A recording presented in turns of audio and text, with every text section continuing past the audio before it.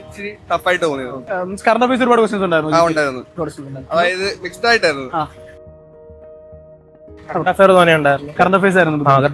Reasoning maths ஈஸியா இருந்து மற்றபடி கரண்ட் அஃபேர்ஸ் நிறைய கேட்டிருந்தாங்க. அப்புறம் മാത്സ് അത്യാവശ്യം എളുപ്പമാണെങ്കിലും സമയം കിട്ടുന്നില്ലായിരുന്നു. ഹായ് ഓൾ, നമ്മുടെ RRB NTPCയുടെ എക്സാംസ് കഴിഞ്ഞ കുറച്ച് ദിവസങ്ങളായിട്ട് നടന്നുകൊണ്ടിരിക്കുകയാണ്. എല്ലാ ദിവസവും നമ്മുടെ ചാനലിൽ അനാലിസിസ് പോകുന്നുണ്ട്. അപ്പോൾ ഇന്ന് നമ്മൾ രാജധാനി കോളേജിലാണ്. ഇവിടെ നമുക്ക് എക്സാം ചെയ്ത സ്റ്റുഡൻസിനോട് ഡയറക്റ്റ് ആയിട്ട് എങ്ങനെ ഉണ്ടായിരുന്നു അവരുടെ എക്സാം, ഏതൊക്കെ പോർഷനാണ് ക്വസ്റ്റ്യൻസ് വന്നത്, എങ്ങനെ അവർക്ക് പെർഫോം ചെയ്യാൻ പറ്റിയെന്ന് ചോദിച്ചു നോക്കാം. മാത്സ് എളുപ്പമായിരുന്നു. റീസണിങ് റീസണിങ് എളുപ്പമായിരുന്നു. കറണ്ട് അഫയേഴ്സ് ഇച്ചിരി ടഫായിട്ട് തോന്നിയത്. കറണ്ട് അഫയേഴ്സ് ഒരുപാട് ക്വസ്റ്റ്യൻസ് ഉണ്ടായിരുന്നു. അതായത് മിക്സ്ഡ് ആയിട്ടായിരുന്നു. അതായത് 25 കറണ്ട് അഫയേഴ്സ്, 25 റീസണിങ് അങ്ങനെയല്ല, എല്ലാം കൂടെ മിക്സ്ഡ് ആയിട്ടായിരുന്നു. അതുകൊണ്ട് ടൈം മാനേജ് ചെയ്യാൻ പറ്റിയിട്ടില്ല.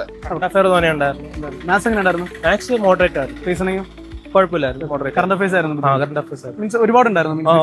10-12 ரீசனிங் மேக்ஸ் ஈஸியா இருந்து மற்றபடி கரண்ட் அஃபேர்ஸ் நிறைய கேட்டிருந்தாங்க. அப்புறம் சோஷியல் இருந்து ஹிஸ்டரி நிறைய கேட்டிருந்தாங்க. மற்றபடி எக்ஸாம் பரவாயில்ல, ஈஸியா இருந்து. எக்ஸ்ட்ரா டைம் நிறைய இருந்தது. கரண்ட் அஃபேர்ஸ் நிறைய இருந்தது. மேக்ஸை கம்பேர் பண்ண ஒரு கரண்ட் அஃபேர்ஸ் அதிகமா இருந்து, ரீசனிங் அதிகமா இருந்து, மேக்ஸ் கொஞ்சம் கம்மியா தான் இருந்து.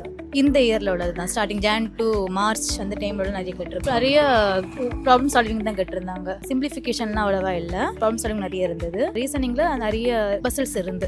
കറണ്ട് അഫയേഴ്സ് കൂടുതലും ബഡ്ജറ്റിൽ നിന്നൊക്കെ ഡെപ്ത് കയറി ചോദിച്ചിട്ടുണ്ടായിരുന്നു. നീതി ആയോഗ് ആണെങ്കിലും ഇൻഡെക്സ് റിപ്പോർട്ടൊക്കെ. പിന്നെ മാത്സ് അത്യാവശ്യം എളുപ്പമാണെങ്കിലും സമയം കിട്ടുന്നില്ലായിരുന്നു. ഏതൊക്കെ പോർഷൻസ് കൂടുതൽ വന്ന മാത്സിൽ? പ്രോഫിറ്റ് ആൻഡ് ലോസ് ഉണ്ടായിരുന്നു. പിന്നെ കൂടുതലും സിംപ്ലിഫിക്കേഷൻ ഉണ്ടായിരുന്നു.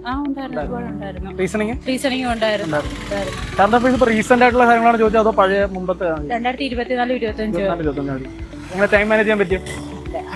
റാങ്കിങ് ഒക്കെ ചോദിച്ചിട്ടുണ്ടായിരുന്നു, ആവറേജ് ചോദിച്ചിട്ടുണ്ട്. മാത്സിനൊക്കെ അത്യാവശ്യം കുഴപ്പമില്ലായിരുന്നു. സിറ്റിംഗ് അറേഞ്ച്മെന്റ് ചോദിച്ചിട്ടുണ്ട്. കറണ്ട് അഫയേഴ്സ് ഒക്കെ ബഡ്ജറ്റിൽ നിന്നാണ് കൂടുതൽ ക്വസ്റ്റൻസ് ഒക്കെ ചോദിച്ചിട്ടുണ്ട്. ഡെപ്ത് ആയിട്ടായിരുന്നു ചോദിച്ചിട്ടുണ്ട്. പിന്നെ DRDO കുറച്ച് ക്വസ്റ്റൻസ് ഒക്കെ ചോദിച്ചിട്ടുണ്ടായിരുന്നു. സയൻസും അത്യാവശ്യം കുഴപ്പമുണ്ടായിരുന്നു. ഏറ്റവും ടഫായിട്ട് തോന്നിയ ഏത് ക്വസ്റ്റൻ ആയിരുന്നു? എനിക്ക് കറണ്ട് അഫയേഴ്സ് ആണ് കുറച്ച് ഡെപ്ത് ആയിട്ട് ചോദിച്ചത്. അത്ര വലിയ GK കൂടുതലും കറണ്ട് അഫയേഴ്സ് ആയിരുന്നു. GK കൂടുതലും കറണ്ട് അഫയേഴ്സ് ആയിരുന്നു. ടൈം മാനേജ് ചെയ്യാൻ പറ്റിയായിരുന്നു. ടൈം മാനേജ് ചെയ്യാൻ കഷ്ടപ്പെട്ടു. കൂടുതൽ മാത്സ് ആയിരുന്നു. GK എങ്ങനെ ഉണ്ടായിരുന്നു? GK വലിയ കുഴപ്പമില്ലായിരുന്നു. കറണ്ട് അഫയേഴ്സ് ക്വസ്റ്റൻസ് കുറച്ച് ഉണ്ടായിരുന്നു. കൂടുതലുണ്ടായിരുന്നു. അധികമല്ലേ, കൂടുതൽ മാത്സ് റിലേറ്റഡ് ആയിരുന്നു. റീസണിങ് ഉണ്ടായിരുന്നു. ഇതുവരെ ചോദിച്ച സ്റ്റുഡൻസിന് നമുക്ക് കോമൺ ആയിട്ട് കിട്ടിയ റെസ്പോൺസ് വെച്ചാൽ ടൈം മാനേജ്മെന്റ് ആണ്. ടൈം മാനേജ് ചെയ്യാൻ പറ്റിയില്ല എന്നാണ് എല്ലാവരും കോമൺ ആയിട്ട് വന്നൊരു റെസ്പോൺസ്. അതുപോലെ കറണ്ട് അഫയേഴ്സിന് ഒരുപാട് ക്വസ്റ്റൻസ് GK വന്നിട്ടുണ്ട്. കഴിഞ്ഞ ദിവസങ്ങളിലാണെങ്കിൽ 2024 മുന്നേയുള്ള കറണ്ട് അഫയേഴ്സ് ചോദിച്ചിട്ടുണ്ട്. പക്ഷേ ഇപ്പോൾ കൂടുതലായിട്ട് 2024-2025 കറണ്ട് അഫയേഴ്സ് കൂടുതലായിട്ട് വന്നു എന്നാണ് എല്ലാവരും പറഞ്ഞത്. മാത്സും റീസണിങ്ങും കമ്പാരിറ്റീവ്ലി മോഡറേറ്റ് ആണ് എല്ലാവരും റെസ്പോൺസ് പറഞ്ഞത്. സോ ഇനിയുള്ള ഷിഫ്റ്റുകൾക്കും എക്സാമുകൾക്കും പ്രിപ്പയർ ചെയ്യുന്നവർ ഇതെല്ലാം മനസ്സിൽ കണ്ടുകൊണ്ട് തന്നെ പ്രിപ്പയർ ചെയ്യുക. കറണ്ട് അഫയേഴ്സ് ഭയങ്കര ഇമ്പോർട്ടൻ്റ് ആണ്. ഏറ്റവും കൂടുതൽ ക്വസ്റ്റൻസ് അവിടെ നിന്നാണ് വരുന്നത്.